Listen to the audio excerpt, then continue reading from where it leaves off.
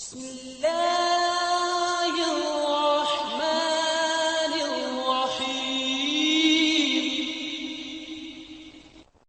व नसल्ली व नसल्लिम अला रसूलिल करीम। अम्मा बाद फ़अऊज़ु बिल्लाहि मिनश शैतानिर रजीम। बिस्मिल्लाहिर रहमानिर रहीम। लहुम फ़िद दुनिया खिज़्युन व लहुम फ़िल आख़िरति अज़ाबुन अज़ीम। सदक़ल्लाहु मौलाना अज़ीम। दुनिया में उनके लिए रुसवाई है और आखिरत में बहुत बड़ा अज़ाब अज़ीम है उनके लिए, जिन्होंने अहकाम इलाही को ठुकराया और जो मेरे आका पाक अहमद मुज्तबा सैयदना मुहम्मद मुस्तफ़ा सल्लल्लाहु अलैहि वसल्लम ने हमें जो तरीक़े बताए, जो आदाब बताए, जो अहकाम बताए अल्लाह जल की तरफ से जो आए थे, तो जिन्होंने उनको कमा हक़्क़हू उसी तरह अदा ना किया, तो फिर उनके लिए ये वईद इस आयत मुबारक में आ चुकी है। इस दुनिया में भी उनके लिए रुसवाई है और वो आखिरत के लिए अज़ाब अज़ीम के लिए तैयार हो जाए।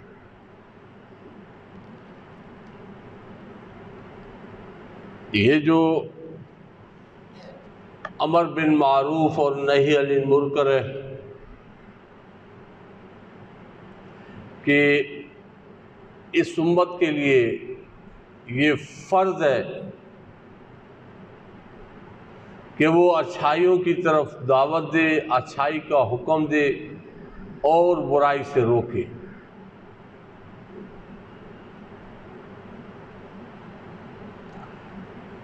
हम अपने आप को टटोलें कि हम कौन सी जगह पे खड़े हैं। जो अहकाम हम तक पहुँचे, क्या कमा हक़्क़हू हम उन अहकाम पे अमल पैरा हैं?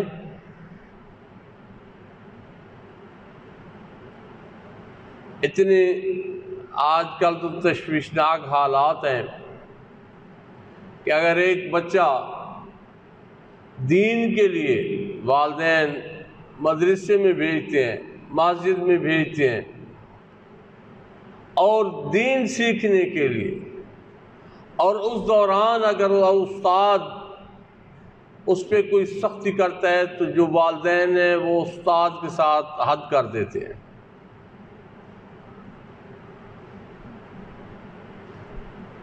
हारून रशीद बनु अब्बास में बहुत साल खलीफा गुजरा है, तो उसने अपने बेटे मामून को इमाम मुहम्मद रहमतुल्लाह ताला अलैह, जो अपने वक्त के इमाम थे, जो इमाम अबू हनीफा राज़ी अल्लाह ताला अन्हु के शागिर्दों में से थे, तो उनके खालाजाद भाई इमाम कसाई, उनको जो है ना वो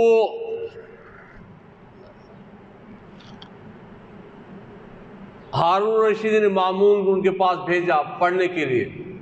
तो उन्होंने कहा कि बात सुनो खलीफा, ये जो तुम्हारी तरफ से कुछ शराइत आई हैं कि दरबार में आके पढ़ाना, तो मैं दरबार में नहीं आऊँगा पढ़ाने के लिए। तो हारून ने कहा चलो ठीक है, ये मामून आपके आस्थाना शरीफ पे आएगा, तो कम से कम ये कर लें कि इसका सबक पहले सुन लिया करें। आपने फरमाया ये भी नहीं होगा, जो पहले आएगा उसका सबक पहले होगा, जो बाद में आएगा उसका सबक बाद में होगा। तो हारून ने कहा ठीक है, ये भी मंजूर है।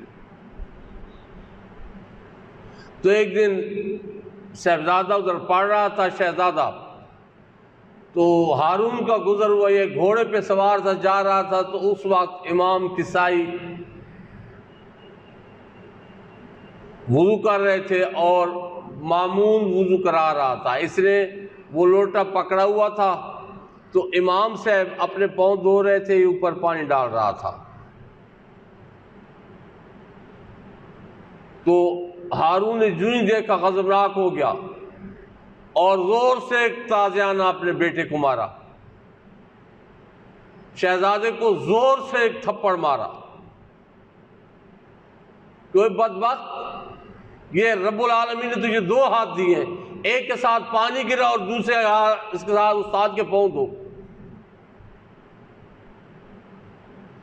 तो ये इतना आदाब में इतना अदब करता था उलमा का, और जब भी उसके दरबार में कोई आलम जाता था तो हारून रशीद उसके अदब के लिए खड़ा हो जाता था।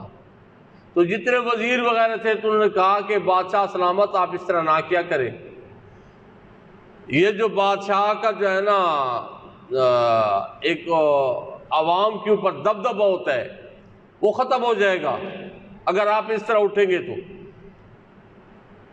तो हारून रशीद ने फरमाया कि एक दफ़ा नहीं 1000 मरतबा ये दबदबा ख़त्म हो जाए। जो इल्म का अदब है वो हारून ज़रूर करेगा, उलमा के लिए खड़ा होगा, उनके लिए खड़ा होगा। उसने उलमा का अदब किया। फिर अल्लाह अज़्ज़ व जल ने ज़मीन के जितने बादशाह थे तमाम के दिलों में हारून का दबदबा कायम कर दिया। कुस्तुनतुनिया की जो मलका थी ईसाई, बात गुजार थी हारून की, हर साल वो खिराज देती थी। वो जब मर गई तो उसका बेटा बादशाह बन गया, तो उसने एक अपना एलची भेजा हारून की तरफ खत दे के। तो एलची पहुंचा दरबार में, तो हारून ने वजीर को कहा कि पढ़ो। जब वजीर ने वो लफ्ज़ पढ़े तो उसने कहा कि जान की अमान पाऊँ, मैं ये नहीं सुना सकता, ये ऐसे अल्फाज हैं, ये मुझे गवारा नहीं कि मैं पढ़ूँ। तो हारून ने कहा कि मुझे दो। जब उस खत को देखा तो उसके ऊपर लिखा था कि वो बुढ़ी मर गई जो तुम्हें देती थी पैसे, अब वहां पे एक शेर दिल जवान बैठा है, अब कोई खराज नहीं है। तो हारून ने जब वो खत पढ़ा तो कांपने लग गया गुस्से से। तो आगे जो दरबार वाले थे वो भाग गए, सिर्फ एलची बच गया और वजीर बच गया। तो फौरन कहा कि जल्द लाओ कलम और कागज लाओ।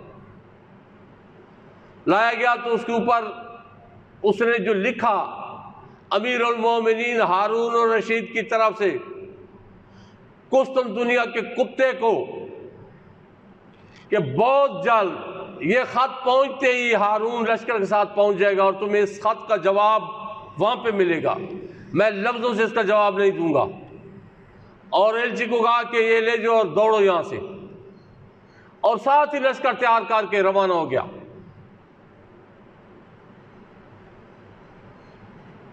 जू ही पहुंचा कुस्तुनतुनिया में, फौरन हमले का, हालांकि कहते रहे जर्नैल कि हमला कुछ देर बाद करें, आप आराम करें। फरमाया नहीं, आराम नहीं होगा, फौरन हमला करो। फौरन हमला किया और कुस्तुनतुनिया की ईंट से ईंट बजा के रख दी।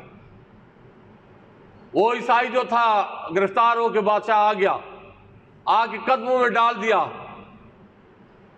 तो हारून ने कहा, हाँ कुतिया के बच्चे, आप भौंक, क्या लिखा था तूने?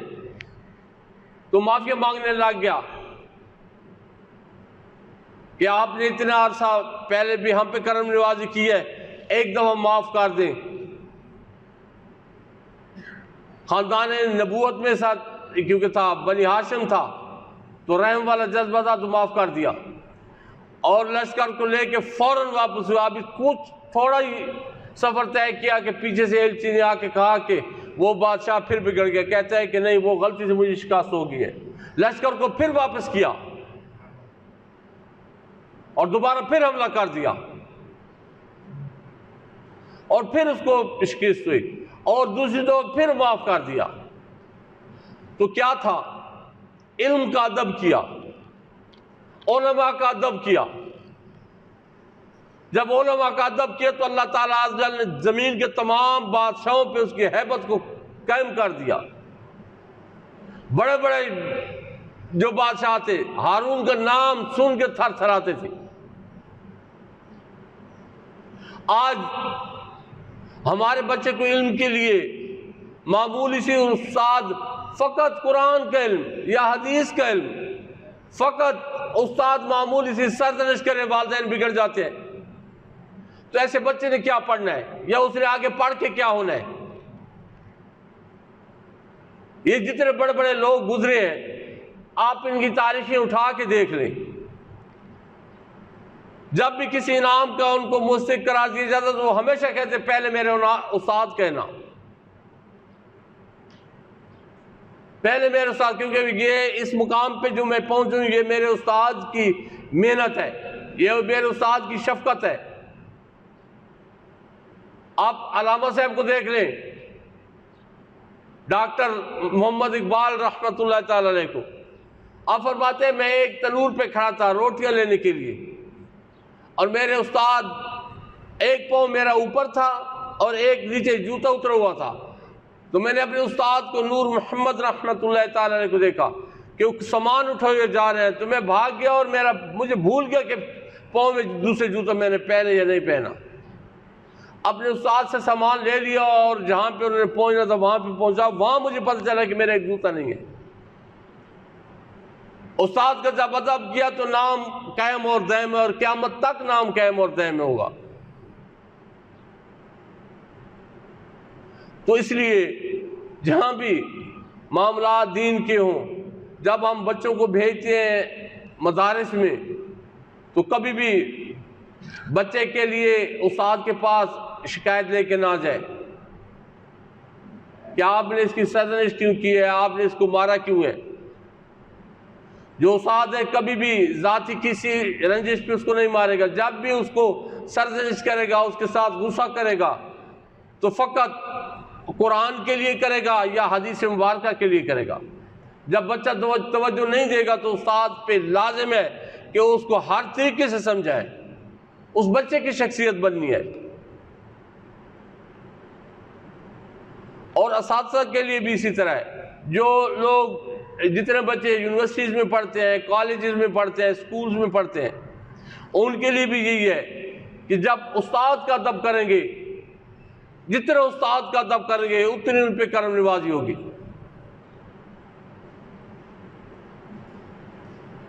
मेरे अपने कारी साहब मुझे कहते हैं कि हमारे एक उस्ताद थे, उनके पास एक बच्चा था जिसको सबक याद ही नहीं होता था कुरान का। हमेशा उस्ताद उसको मारते थे सबक की वजह से। तो एक दिन उस्ताद को कहने लगा कि उस्ताद जी, ये जो आपकी बकरी है, आप ये मुझे दे दिया करें, मैं इनको चरा के ले आया करूंगा। तो उस्ताद ने कहा चलो ठीक है, बस तुम ले जाया करो। और तो वहां पे उस्ताद की बकरी चराने के लिए लेके जाता था और वहां पे अपना सबक दोहराता रहता था। सिर्फ चंद दिन गुजरे, जो साथ वाले मदरसे में बच्चे थे वो कहते काश पहले ये सबक सुना दे। उसका इतना आला सबक याद होता था उसको। ये उस्ताद की खिदमत, ये उस्ताद का अदब। जब बच्चा उस्ताद का अदब करता है, उस्ताद की खिदमत करता है, तो अल्लाह ताला उस पर जरूर करम नवाज़ी फरमाता है। मुझे अभी कुछ दिन पहले कहा गया कि आप जो है ना, कुछ मसाइल हैं उन पे भी बात किया करें। तो आज एक मसला है जो आम हमारे इस वक्त में ज़्यादा जो है ना वो लोगों के अमल में है। ये दाढ़ियों को जो है ना, सफ़ेद दाढ़ी को काला करना, या ये जो सफ़ेद बाल हैं सर के, इनको काला करना। अहमद रज़ा खान बरेलवी रहमतुल्लाह ताला अलैह, आप पे एक सवाल हुआ। एक बंदे ने सवाल किया कि हुजूर, उम्र मेरी ज़्यादा है और मेरी ज़ौजा की उम्र वो थोड़ी है, तो मैं दाढ़ी या सर के बाल ये स्याह कर सकता हूँ? तो आपने फौरन जवाब दिया कि एक बूढ़ा बैल हो, उसके सींग काट दिए जाए तो क्या वो जवान हो जाएगा?